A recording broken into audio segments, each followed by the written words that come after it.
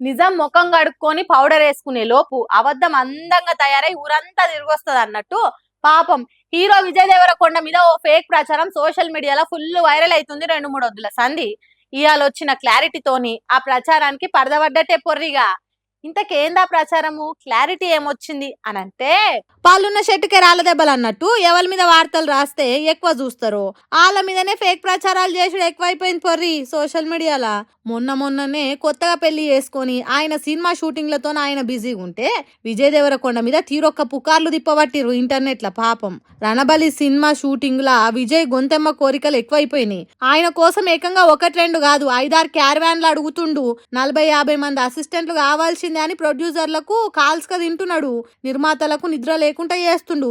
విజయ్ డిమాండ్ల ఖర్చు భరించలేక ప్రొడ్యూసర్లకు రోజు హార్ట్ అటాక్లు వచ్చి అడ్డం పడుతుర్రు. అందుకే పోయి ప్రొడ్యూసర్ కౌన్సిల్ లా కంప్లైంట్ కాయిదాం కూడా ఇచ్చిర్రు అనుకుంటా. మాల్ మసాలా కలిపి మస్తు వార్తలు తిరిగినాయి సోషల్ మీడియాలో. ఇక ఇసోంటి పుకార్లకు ఫుల్ స్టాప్ పెట్టకుంటే పురాగా బ్యాడ్ నేమ్ వస్తుందని నిర్మాతలు బయటికి వచ్చి క్లారిటీ ఇచ్చిర్రు ఇయాల.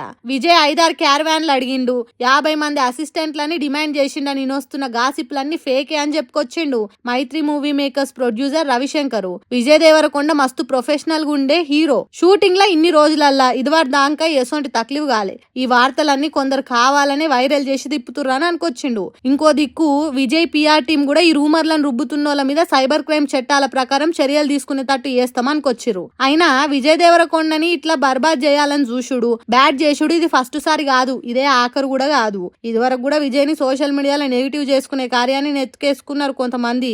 ఒక్కోసారి అయితే విజయ్ కొత్త సినిమా రిలీజ్ అయ్యి మార్నింగ్ షో వడంగానే సినిమా కూడా చూడక ముందే ట్రోల్స్ మీమ్స్ తోని కలెక్షన్స్ ఏం లేవని కామెంట్లు వేస్తారు. విజయ్ యాక్టింగ్ మీద చేసిన క్యారెక్టర్ల మీద నెగిటివ్ ట్వీట్లు వేస్తారు. ఇప్పుడిగో ఇట్లా షూటింగ్ స్టేజ్లు ఉండంగానే ఈ తీర్ల బద్నాం చేసి బట్టగాల్చి మీదేస్తారు. ఇసోంటి పుకార్లు ఉట్టిచ్చేటోళ్ళందరికీ రణబలి సక్సెస్ తోని విజయ్ గుణపాఠం చెప్తాడేమో చూడాలిగా.